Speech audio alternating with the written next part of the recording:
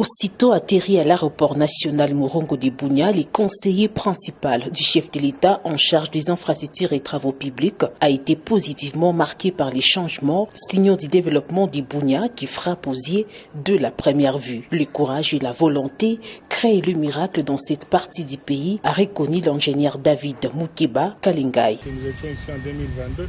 Ce que nous voyons aujourd'hui, nous n'avons pas hésité, n'est-ce pas, d'encourager et de féliciter le général gouverneur pour ce qu'il est en train d'entreprendre.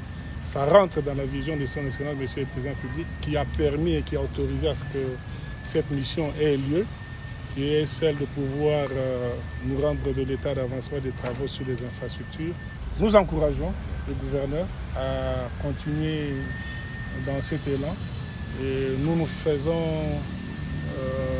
le porte-parole de la province de l'Ituri pour faire part au chef de l'État de ce qui se passe ici.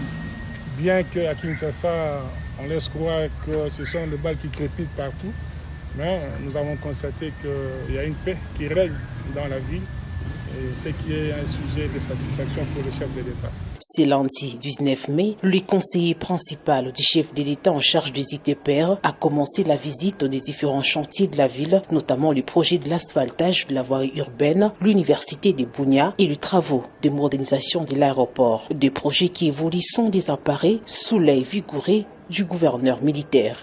Nous lançons par ce fait un appel à tous nos frères et sœurs qui sont égarés, qui pensent que pour développer la République, il faut passer par les armes. Et bien l'heure est à la reconstruction du pays, et la reconstruction c'est dans la paix.